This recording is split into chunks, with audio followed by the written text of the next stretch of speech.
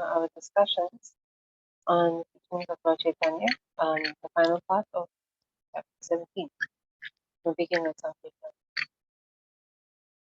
Nama Om Sadaya Krishna Kristaya Bhutale Srimate Bhakti Vedanta Swami Krishna Nama Om Sadaya Krishna Kristaya Bhutale Srimate Bhakti Vedanta Swami Krishna Namaste Saraswati Devi Gauravani Pracharine Nirvishesha Sanyavadi Vastutyam Vishadarine Namaste Saraswati Devi Gauravani Pracharine Nirvishesha Sanyavadi Vastutyam Vishadarine Jai Shri Krishna Chaitanya Prabhu Nityananda Shri Advaita Radharama Srivasadi Gaura Bhaktavinda Jai Shri Krishna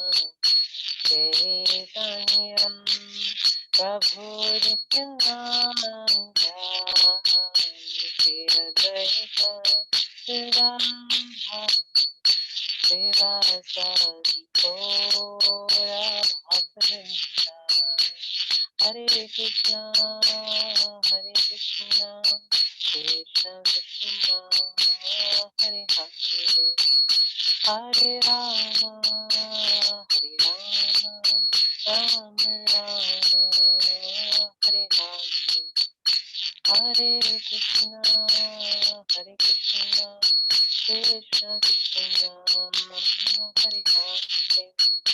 Hare Rama, Hare Rama, Rama Rama, Hare Hare, Hare Krishna, Hare Krishna, Krishna Krishna, Hare Hare, Hare Rama, Hare Rama, Rama Rama, Hare Hare.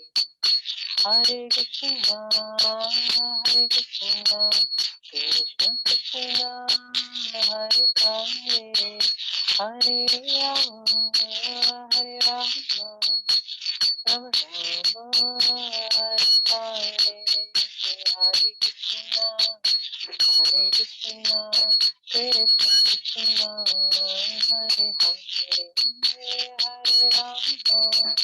Hare Rama, Rama Rama, Hare Hare, Hare Krishna, Hare Krishna, Krishna Krishna, Hare Hare, Hare Rama, Hare Rama, Rama Rama, Hare Hare, Hare Krishna, Hare Krishna, Krishna Krishna, Hare Hare, Hare Rama, Hare Rama, Rama Rama, Hare Hare, Hare Bo, Hare Bo, Hare Bo, Nitadora, Hare Bo, Hare Bo, Hare Bo, Gaura Hare Bo, Jai Sita Ram, Hanuman, Jai Sitaram Lakshman Hanuman, Jai Sitaram Lakshman Hanuman, Jai Sitaram Lakshman Hanuman, Prabhupada, Prabhupada, Prabhupada, Jai Jai Prabhupada, Jai Jai Prabhupada, Prabhupada, Prabhupada, Jai Jai Prabhupada. Jai Gaura Hari Ki Jai, Ki Jai, Shri Ram Ki Jai, Shri Prabhupada Ki Jai, Shri Jai Gaura. Again, thank you all so much for joining us this evening. We're going to complete our discussion, chapter 17, from Teachings of Lord Caitanya, and we will begin with our prayers. Om Jnanatmirantasya Shalakaya Chakshur Sameya Tasmashri Shri Chaitanya Krishnan Sapitam Bhutale Swami Swami Ma Om Shri Krishna Bhakti Namaste Sarvate Gauravan Chari Shri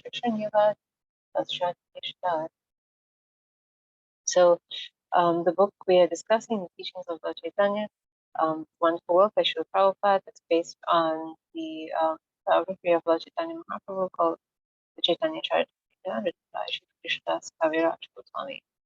So we've come on to chapter 17, which is a very wonderful chapter called Lord Chaitanya, the original personality of Godhead, and we're discussing a lot about the Lord's reasons for appearing, as well as today we're going to discuss the reasons for some of the decisions that he took in his manifest pastimes.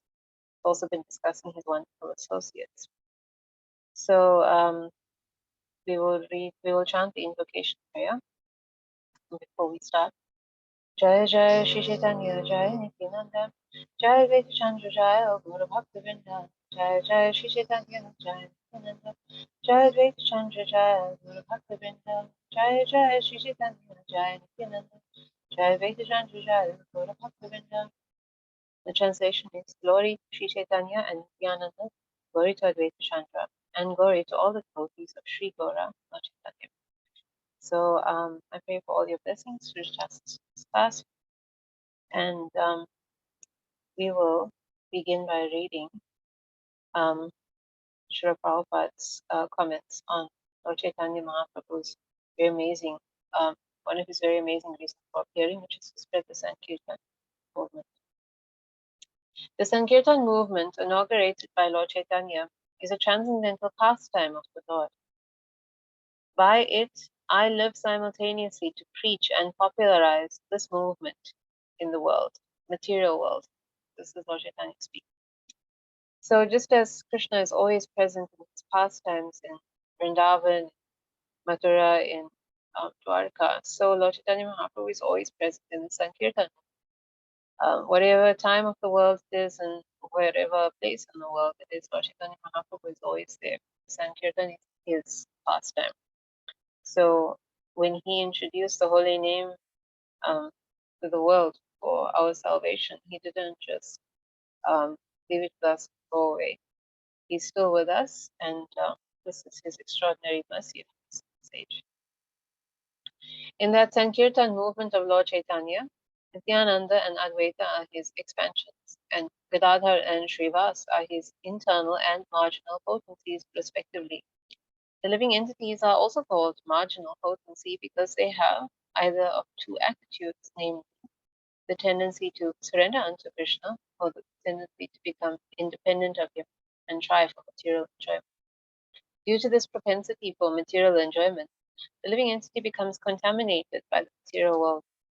When the living entity is dominated by a desire for material enjoyment and becomes entangled in material life, he is subjected to the threefold miseries of material existence. Here, Srila Prabhupada is recapping what we've been discussing in the last 2 weeks, that Lord Chaitanya Mahaprabhu appears with his principal associates, and they are altogether 5 in number, Lord Chaitanya and 4 associates. And so they're called the Panchatattva. Pancha means 5 in Sanskrit. Tattva is truth, because they are the truths of reality. Lord Chaitanya Mahaprabhu, of course, is the Supreme Personality of Godhead. Lord Nityananda is his incarnation, is his expansion. Advaita Acharya is his incarnation. And his 2 energies are represented by Gadadhar Pandit and Srivas Thakur. So we have discussed already that out of these 2 energies, Gadadhar Pandit represents superior energy. Srivas Thakur represents the marginal energy, the jivas, And of course, he is a pure devotee, so a jiva who has become purified by devotional service is therefore acting in his natural constitutional position, pure devotional service to Krishna. Now, the living entity has that choice to engage in that devotional service, as Srila Prabhupada explains, or they have the tendency to want material enjoyment. And this is why they're marginal, because they can go either way. So when they are in their natural spiritual attitude of pure devotional service, then that is their constitutional position. And when they fall into the material nature to enjoy or suffer in the material nature, they come under the spell of material nature. They never actually become material. So marginal doesn't actually mean they can either be spiritual or be material, but it depends under whose shelter or influence they are. So if they are under the shelter and influence of spiritual energy, this is their natural position, and when they're under the influence of material energy, this is where they undergo suffering and enjoyment, because material energy is a world of duality, and there's either or. But in actuality, it's all suffering. Srila Prabhupada explains that enjoyment is simply the temporary cessation of suffering.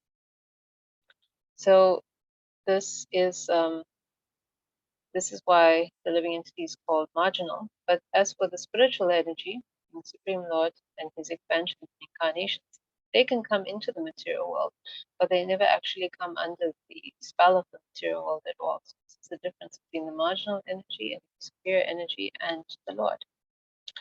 There is a nice example showing how Lord Chaitanya's Sankirtan movement can save one from the miseries of material existence.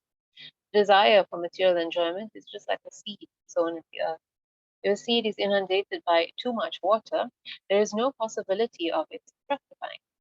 Similarly, if a conditioned soul is captivated by material enjoyment because the seed of such enjoyment, because the seed of such enjoyment is within his heart, he can be overwhelmed and overpowered by a flood of transcendental activities performed in love of God. In this way, his seed of material enjoyment cannot fructify into a conditioned life, material existence. The conditioned living entities in the present age of Kali are being overpowered by the flood of love of God inaugurated by Lord Chaitanya and his associates. So this nice analogy is there. Lord Chaitanya Mahaprabhu's mercy in the form of the Sankirtan is often compared to a flood. It sweeps away, like powerful floodwaters of mercy, our previous existences, the way we live life, material enjoyments. It sweeps us into a spiritual existence, washes away our sins, and there's also an analogy that Prabhupada gives us here that it drowns and destroys the seed of material enjoyment. The reason why we come into this world and the reason why we end up being trapped in this world. So this is the great mercy of Lord Chaitanya Mahaprabhu. In this connection, there is a verse written by His Holiness Bodhananda Saraswati in his book Sri Chaitanya Chandramrita. This verse states that materialistic persons are very enthusiastic to maintain their family members, wife, and children, and that there are also many mystic speculators who are engaged in speculating about liberation from the miseries of material life, and who therefore undergo various austerities and penances. But those who have discovered the great transcendental flavor in the movement of Lord Chaitanya Mahaprabhu no longer have a taste for such activities. So, although we do read in Srimad Bhagavatam and Bhagavad Gita in particular, but also in Srimad Bhagavatam, that we have to carry out our duties in this material world, when those duties are performed as a service to Krishna, then those duties become bhakti yoga. So, anyone who is engaged in an occupation, who is maintaining a family, this is the ideal situation for them. That instead of becoming, as Srila Prabhupada says, too enthusiastic to maintain this life, these family members, they dovetail that activity in the service of the Lord without attachment.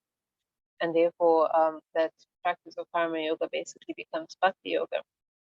So this is when Srila Prabhupada says very enthusiastic, he means when people are too attached to the idea of their work, their family members, or any other material activity out of the propensity to enjoy these things. So in the same way, we have those who are engaged in mystic yoga, yeah, who are taking on the austerities and penances also so that they can get the credit to enjoy at some point the powers or the elevation to higher planets. In the same way, those persons can be attracted to the devotional service of Krishna because they don't rule out the fact that the Lord can have a form, and a form that we need to serve. And so they are able to take to Krishna consciousness by the mercy of devotee. But the Gyanis, the impersonalists, they're a little more problematic because of their great insistence in denying that God has a form. So we are going to discuss the Lord's special mercy on them. Those who are under the impression that there is material contamination in the form of the Supreme Personality of Godhead and his devotional service are called Mayavadis. According to their imperfect speculation, the impersonal Brahman is the only existence in the cosmic manifestation. As soon as the Supreme Personality of Godhead is introduced, they consider that his personality arises from Maya, or the external material energy. Such persons consider all incarnations of the Supreme Lord to be contaminated by this material nature. According to them, the material body and the activities of matter are all that give a living being individual identity. So to such persons, the mere fact that God has a form means that God in this form is contaminated. For them, all forms are evidence of illusion. In the same way, devotional service to them is a mere material activity because it serves to the form, which is an illusion. So this is why they consider Krishna's form and Krishna's service to be products of Maya. Now, Krishna, they also consider individuality to be they also consider individuality to be a product of Maya because individuality exists because we all have forms. When we give up our forms, according to them, at the end of these lives, then we can all give up our identities now, individual persons, in that way, and become one with the Brahman, the effulgence that they consider to be supreme. Now, the idea that form is an illusion, of course, comes from the fact that we all can see that our forms are temporary. That at some point in time, we all have to give up the body. But what they don't notice is that Krishna's form doesn't get given up. Krishna's form doesn't have any of the temporary characteristics that ours does. For example, when a human being takes birth, the implication, of course, is that they're coming from somewhere else, another existence, and that when they come into this existence, they take a few years to adapt to it, to be able to speak, to be able to walk, to be able to adjust to the new surroundings that they're in, and they completely give up their previous existence. But Krishna is coming into this world is an appearance. He basically disappears from one place and he appears in this place, and there's a complete continuity of who he is. Particularly, we understand this from his pastimes of his appearance, which is not a birth per se, because he appears in the prison cell of Mathura and in all of his other incarnations, expansions as well. And he's completely cognizant of his surroundings, of who he is, of who his parents are, of why he is there. There's no need for him to adjust to anything because he's not coming from another life. He's just himself, as he always was. And certainly we can see it from his manifest pastimes because his form never changes. Although he takes the form of a child to please his parents, he is always, again, fully cognizant. Prabhupada always gives us the example of how he was able to kill Putna at the age of 3 days old, practically. And that's impossible for an ordinary child or someone inhabiting an ordinary material body, as well as the other extraordinary activities that he displayed when he was on this planet. And when he does grow up, he takes the form eternally of a beautiful youth, 16 to 20 years old, who never ages and who certainly never dies. So all of this proves that Krishna's body is transcendental, and he explains in the Bhagavad Gita as well that his memory is completely clear of everything, the past, present, and future. And he's also in Bhagavatam explained to be cognizant of everything. And these are all complete evidences that there's nothing about Krishna's form, about Krishna, that's actually material at all, that can be compared to any one of our temporary and therefore illusory material forms. However, for Mayavadis, They have no concept of the spiritual form at all, because for them, formless Brahman is the only form that is for the reality that is pure. Formless Brahman is the only reality for them that is pure. According to them, liberation means the end of an individual identity for the pure living being. In other words, the Mayavadis maintain that when a living entity is liberated, he becomes one with the supreme, impersonal Brahman. According to such Mayavad philosophy, the personality of Godhead, his abode, his devotional service, and his emotional devotees are all under the spell of Maya and are consequently subject to material conditions.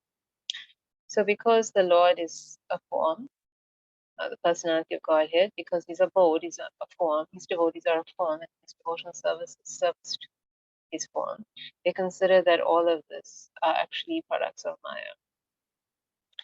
Those who forget the transcendental nature of the Supreme Lord, his abode, his devotional service, and his devotees, consider all these to be but manifestations of material activity. One who thinks that there is a possibility of arguing about transcendence is called an agnostic, and one who thinks that there is a possibility of criticizing transcendence is called an atheist. Lord Chaitanya wanted to accept all kinds of agnostics, atheists, skeptics, and unfaithfuls, and swallow them in the flood of love of God. Therefore, he accepted the renounced order of life to attract all these forces. So, these personalities who are so difficult to reach out to, they were not spared from the great flood of Lord Chaitanya Mahaprabhu's mercy. These Mayavadis, with the insistence that Krishna's forms, material and an illusion of Maya, agnostics who aren't fully accepting of transcendence, as well as the atheists who are completely against transcendence, and the various kinds of skeptics, scientists, um, students of other traditions, belligerent towards devotional service, for all of them, whoever they were. Chaitanya Mahaprabhu had a very particular strategy of mercy when he displayed his manifest pastime on this earth. Lord Chaitanya remained a householder until his 24th year, and in the 25th year of his life, he accepted the renounced order. After accepting the renounced order, called sannyas, he attracted many other sannyasis. When he had been spreading the Sankirtan movement as a family man, many Mayavadi sannyasis did not take his movement very seriously. But after the Lord accepted the sannyas order of life, he delivered not only Mayavadi sannyasis, but speculative students, atheists, and those who were attached to spiritual activities and unnecessary criticism. The Lord was so kind that he accepted all these people and delivered to them the most important factor in life, love of God. So Lord Chaitanya Mahaprabhu took sannyas on the occasion of Makar Sankranti in the year 1510, and he was very young, he was 24 years. He had practically a perfect life. His loving mother, his wonderful wife, his scholarly pastimes, Navadvip, and the associates, Lord Nanda, Advaita Acharya, Srivas Thakur, and all of the others who were joining him for Sankirtan. But at the same time, when he came back with Sankirtan from Gaya, those persons considered him an ordinary householder, Brahmin scholar. They couldn't understand the change that had come over. They were ignorant. There were some that were foolish, some that were very offensive. And the Lord was concerned about this because he had appeared to save people. Now his movement was attracting criticism from them, it was causing them to become more offensive. It was, of course, going to make it even harder for them to be delivered. So his thought was that if he takes up sannyas, then this would definitely encourage people to take him seriously, to take his message seriously, and of course, because of the great respect that is afforded to one in the renounced Lord of life, they would follow him, of course, be delivered in that way. So for the great mercy the Lord wanted to show to these especially difficult persons who weren't taking very easily to the sannyas, to the Sankirtan movement, to the sannyas order, atheists, agnostics, skeptics, and so on. They would also, of course, understand that the Sankirtan movement meant a lot to the Lord if he was giving up everything for it, and so it would encourage them to take it more seriously also. To fulfill his mission of bestowing love of God upon the conditioned souls, Lord Chaitanya devised many methods to attract those who are uninterested in love of God. After he accepted the renounced order, all the agnostics, critics, atheists, and mental speculators became his students and followers. Even many who were not Hindus and who did not follow the Vedic principles accepted Lord Caitanya as the supreme teacher. The only persons who avoided the mercy of Sri Chaitanya Mahaprabhu were those sannyasis who were known as the Mayavadi followers of philosophers of Benares. Their plight is described by Srila Bhaktisiddhanta Saraswati Goswami. The Mayavadi philosophers of Benares were less intelligent because they wanted to measure everything by direct perception.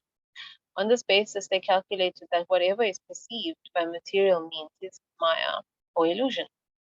Since Maya is full of variegatedness and the absolute truth is transcendental to Maya, they concluded that there is no variegatedness in the absolute truth. So Lord Chaitanya Mahaprabhu was converting many classes of Mayavadis. We remember that Sarvabhauma Bhattacharya was one such person. And there were many schools of Mayavad philosophy in Navadvip that Lord Chaitanya Mahaprabhu and his associates were able to convert to personalism by their great mercy. But those scholars that remained in Varanasi, which is the modern name today, called Benares then, these persons were particularly a problem. They were very proud of their learning. Varanasi was the seat of ancient knowledge, particularly personal knowledge. And they also had a tendency, as Srila Bhaktisiddhanta Saraswati Thakur explains here, to want to perceive everything and understand the reality of everything through their senses. So what they were thinking was, through their senses, they understand that our material bodies are temporary and an illusion. Whatever is around them that they can see that has form is temporary and is an illusion.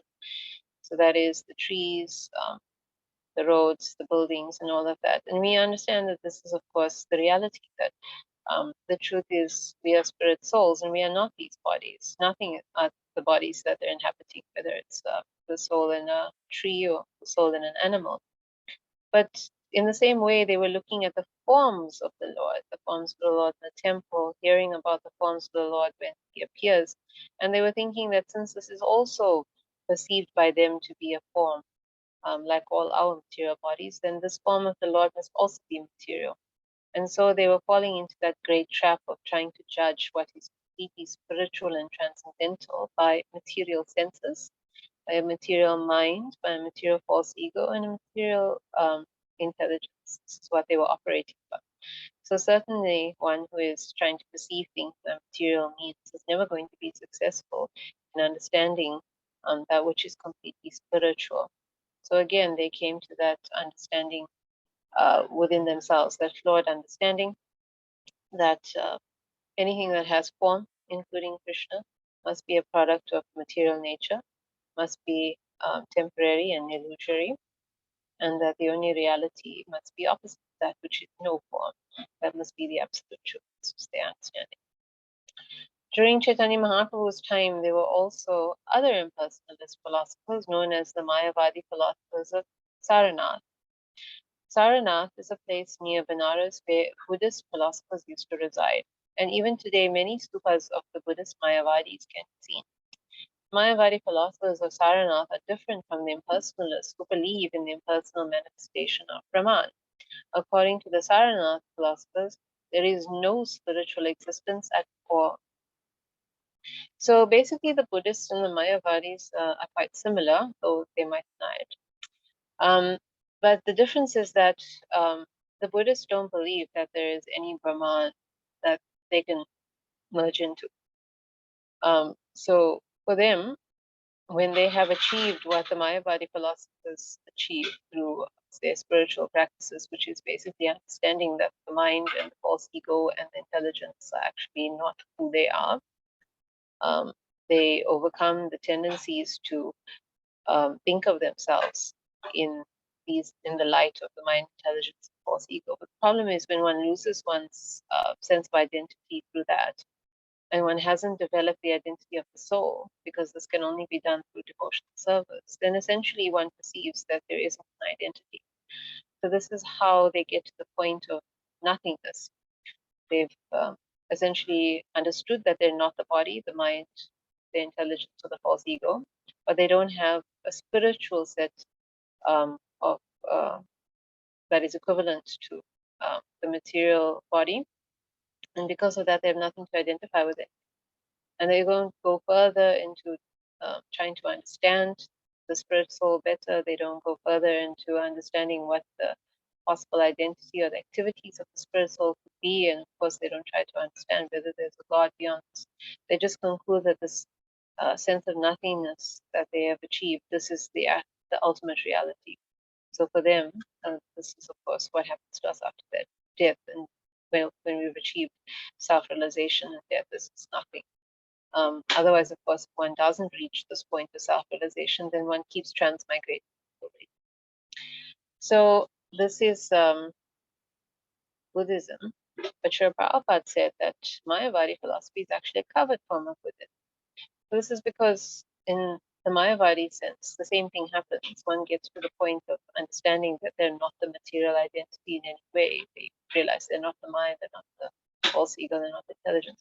But similarly, without having the idea of the soul, they also feel the sense of nothingness. Only their thought is that they would just become God by merging into God. But if we consider the reality, God can only be a supreme being if there's other beings who are not God.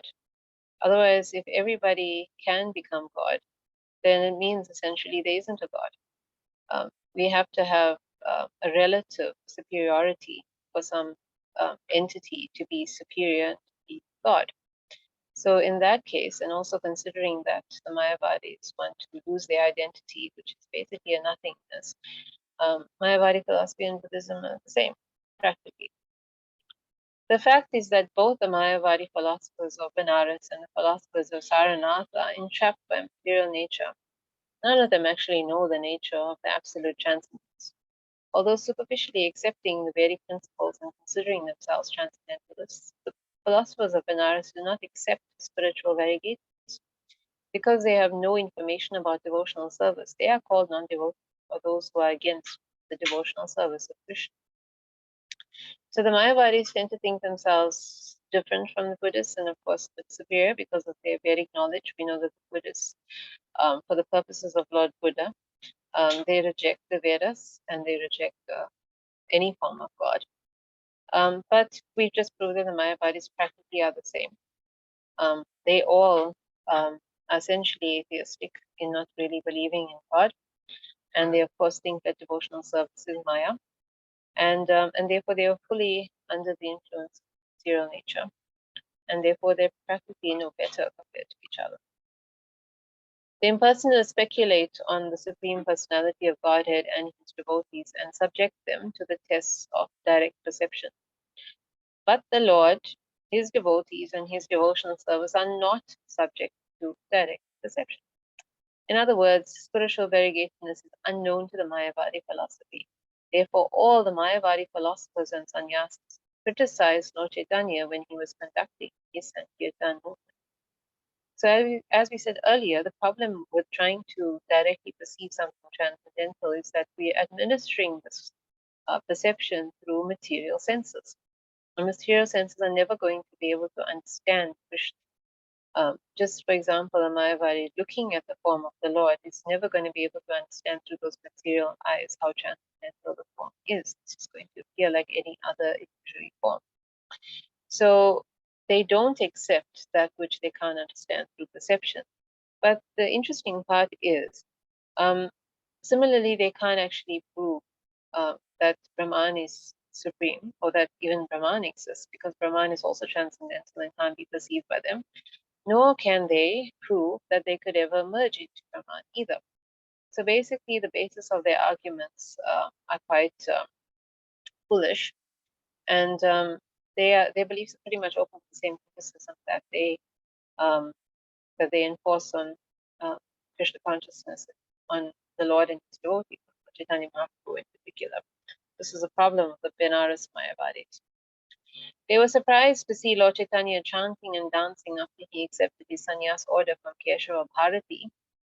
For Keshava Bharati belonged to the Mayavadi school.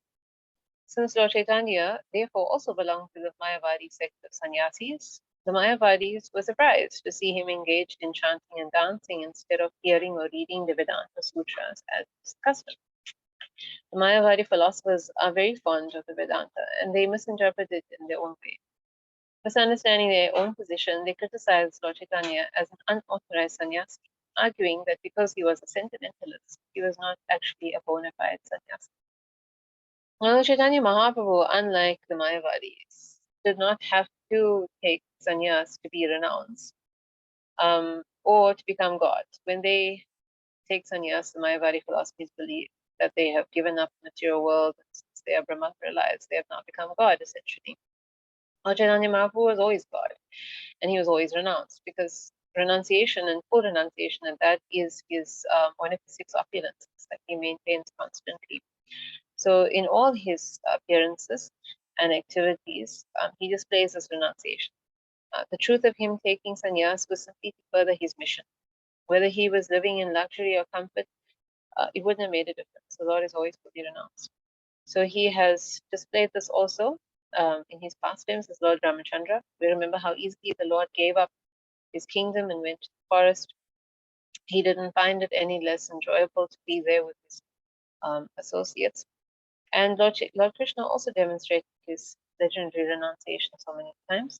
And so there's a very beautiful verse in Srimad Bhagavatam in Canto 11, chapter 5, text 34, where this verse can actually refer to all three of these wonderful personalities, Lord Chaitanya, Lord Ram, and Lord Krishna, because it describes them in relation to their renunciation, depending on how the Sanskrit is translated. So Srila Jiva Goswami, Sri Prabhupada explains in the purport, but Srila Jiva Goswami explains this verse and how it relates to Lord Krishna. And Srila Sridhar Swami explains how it relates to Lord Ramachandra, and Srila Prabhupada gives us a translation to describe Lord Chaitanya's renunciation. So we'll read this verse. Tyaktva sudusyaja surepsita rajya lakshmi dharmishta arya vachasa yad agad aranyam maya mrigam daita yepsitam anvadhavad vande mahapurusha te charanarvindam. And the translation is, O Mahapurush, I worship your lotus feet. You gave up the association of the goddess of fortune and all her opulence, which is most difficult to renounce and is hankered after by even great demigods. Being the most faithful follower of the path of religion, you thus left for the forest in obedience to a Brahman's curse. Out of sheer mercifulness, you chased after the fallen conditioned souls who are always in pursuit of the false enjoyment of illusion, and at the same time engaged in searching out your own desired object, Lord Shamasundar. It's such a beautiful verse. So, Sri Prabhupada explains how Lord Chaitanya Mahaprabhu was cursed, as referenced in this verse. So, when Lord Chaitanya Mahaprabhu was engaging in the nightly Sankirtan with his wonderful associate in Navadvip, there was a Brahmin who couldn't get entrance. He was very angry. He confronted the Lord and cursed him, saying that he would be bereft, the Lord would be bereft of all material happiness. Now, of course, this was part of the Lord's plan, because that was his mission, come to the material world and demonstrate the renunciation of the devotee of Krishna, pure devotee of Krishna. So he had been living as a renounced householder. Now this was his opportunity to take the highest stage of renunciation for a devotee. Sannyas should also fulfill his mission of preaching. So this curse would actually lead to the Lord taking sannyas and spreading his Sankirtan movement throughout India. And so, in accordance with the curse, the Lord left Navadvip at a place called Nirdayagat, and he went to a village called Kantak Nagar, which is now called Katwa, where a very saintly sannyasi lived, who he intended to take sannyas from.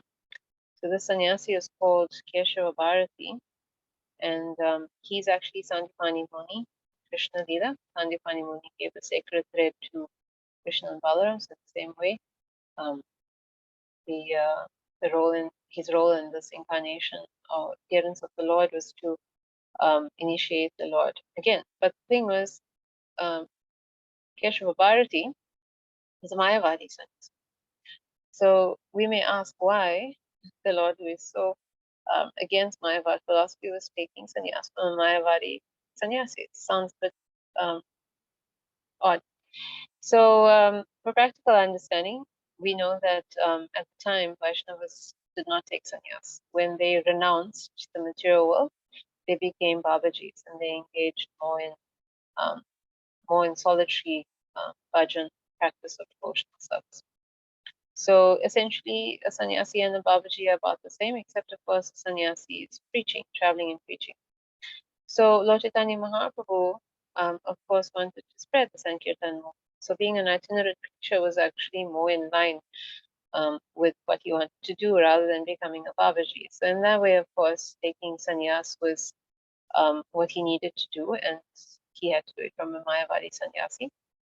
But we also again understand from what we've discussed today that the Lord knew that becoming a sannyasi in this way was going to attract Mayavadis, attract these atheists and agnostics and all the other difficult personalities to take the Lord more seriously, especially since the Mayavadis hold sannyasis in very high regard, since a renounced person, again, is practically on the level of God for them. And so Lord Chaitanya Mahaprabhu, being God and being a sannyasi in their line, would certainly be taken more seriously. So Lord Chaitanya Mahaprabhu was, of course, using this opportunity for a very higher principle. It wasn't that he was becoming a Mayavadi sannyasi at all. He was taking sannyas for the principle of preaching. But because he is so extraordinary, he of course could turn the situation into something amazing. So the Lord actually initiated Keshava Bharati first before Keshava Bharati initiated him. So how did the Lord do that?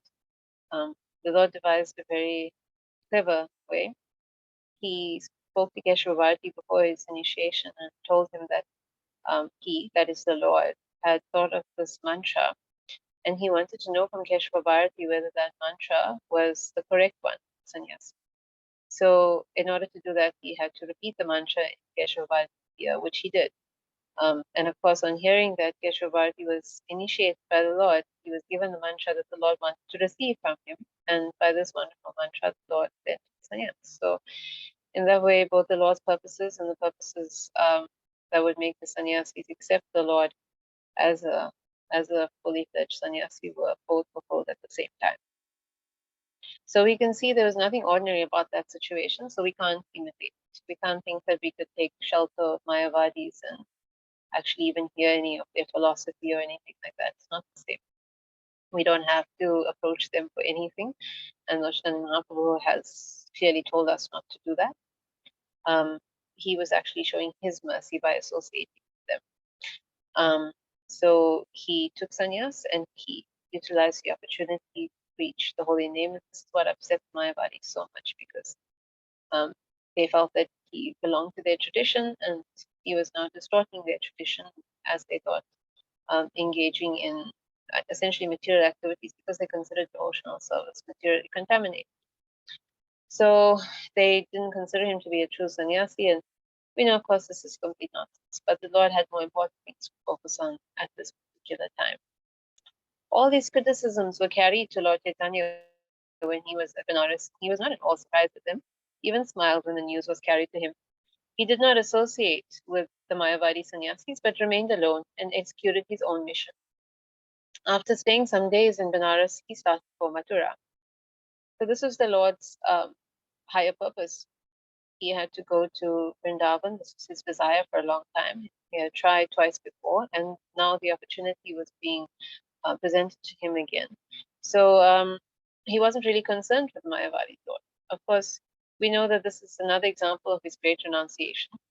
If we were spoken of in a very negative way, we'd want to defend our position, we would want to retaliate in some way.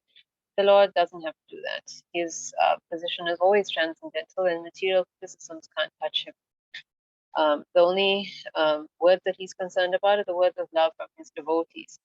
But because he loves us also, he does want our criticisms to stop for our own good. It's not that he particularly cares for what we're saying. He wants us to stop causing offenses so that we don't fall further. So he had a plan to address the Mayavadi sannyasis, and this is what we're going to discuss in our next chapter when he returns from Vrindavan, chapter 8.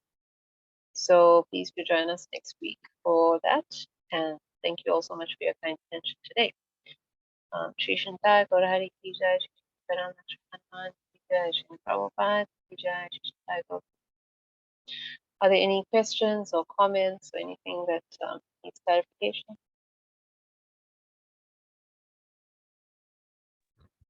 Hare Krishna Mataji, please accept my humble obeisances. Hare All Krishna glories Prabhu. to Srila Prabhupada.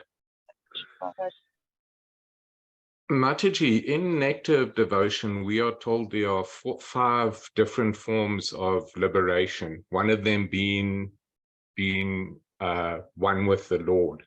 Yeah. Is that the same Brahma effulgence that the Mayavadis are believing in as their absolute truth? Yep, that's exactly it. So Okay. we know that Brahman is a feature of the Lord. It's a full-fledged feature. It's not illusory at all. It's completely transcendental. So therefore, liberation into Brahman is considered to be a type of liberation. But what Lord Chaitanya Mahaprabhu impressed, and therefore Srila Rupa Goswami impresses in his writings, is that devotees don't consider that form as liberation at all. It's not liberation to them. They always want to maintain their identity. Therefore, they'd accept one of the other 4 liberations. But even higher than that is, of course, attaining liberation to Goloka Vrindavan. Because if we understand the other 4 types of liberation that is mentioned in Nectar Devotion, like you said, that's actually to attain the Vaikuntha plan. It's not exactly to attain Goloka. So it's not like to be scoffed at, it's not less. But ideally, what we're aiming for is to attain Krishna and Goloka Vrindavan, if we're inclined that way. So devotees don't even want to achieve any of those liberations as well, because remember that when we want to attain any kind of liberation, even if it's the other 4 that's acceptable to Vaishnavas, it means we still have desires. We still want to achieve something, and to achieve Krishna means we don't want anything. We don't even want liberation. That's why the great masters, they pray that they will just be serving Krishna. That's their only desire. They have no other desire. So even if it means they stay in the material world, even if they go to hell, as long as they're still serving Krishna until they accept it, they're not desperate to achieve any type of liberation. So this is where the difference comes in. So as much as we can say that it is liberation, merging into Brahman, because essentially liberation means when you give up all material attachments, mind, intelligence, false ego, and all of that, it's not an acceptable liberation to a Vaishnava. Okay. No, thanks for Okay, that. The other thing I was just thinking, is that liberation permanent? Is No. like if we go to Goloka Vrindavan, Yeah. there's 99% chance we're never coming back. Mm. Going into the Brahma effulgence, is that the same, or does that just wear out with your karma as your karma wears out? So essentially, they have concluded their karma because they have become freed from the material body. So that's why it's a type of liberation. Because once you give up the conception of being your body, it means you're actually giving up the conceptions of your subtle body, because that's where your identification actually comes from your mind, your intelligence, your false ego. Altogether, it forms a perception that you are this body. So when they become Brahman realized, they actually go beyond all of this, which is why it's quite an advanced level that they do reach, because they go through all the trouble to actually achieve complete freedom from material attachments, and of course the biggest attachment being the identification with the body. But the problem is that the soul itself, without developing its spiritual identity, it can't exist just by itself. It needs a vehicle for it to be able to fulfill its desires or its activities. So basically, when they attain the Brahman, they're attaining the Brahman without a material form in any way. The subtle bodies, material bodies gone, but they also don't have a spiritual form to sustain the desires of the soul. So basically, they just can't remain in that Brahman effulgence for very long.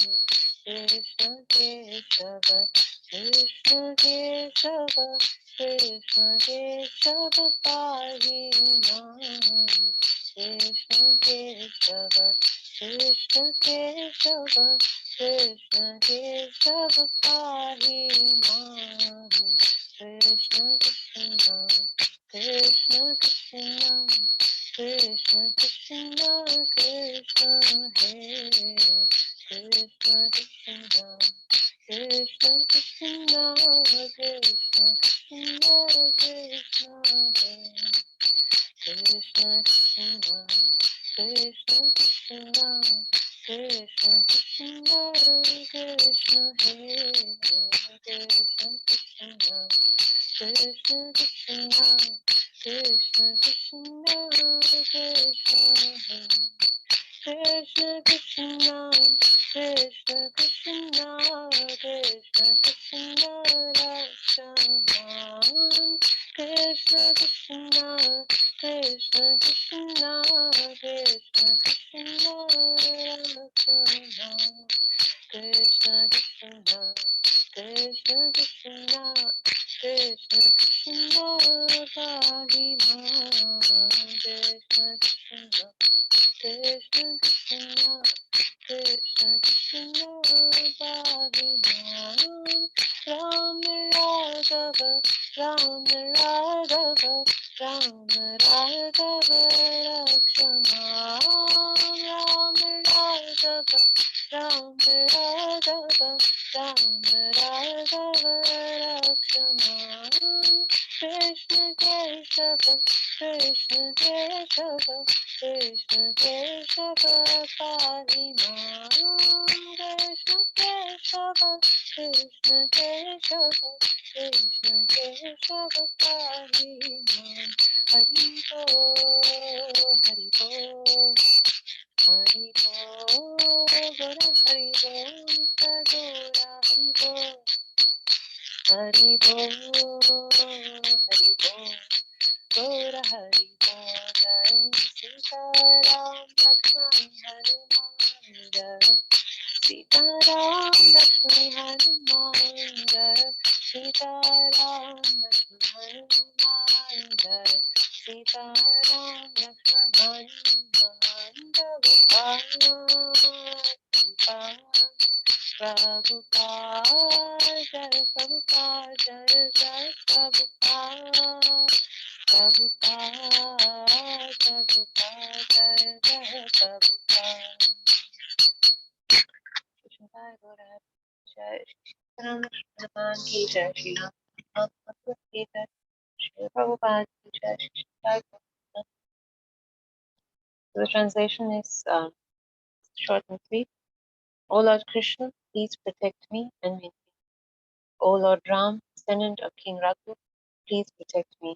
O Krishna, O Keshava, killer of the Keshi demon, please maintain.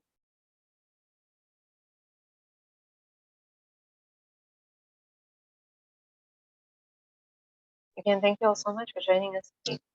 Attention. Please join us next week. Have a wonderful Ramno festival tomorrow. Engage all your hearts glorifying the Supreme Lord. May He bless you all with your devotional service.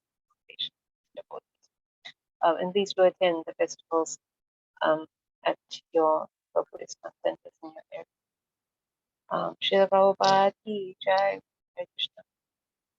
Thank you, Mataji.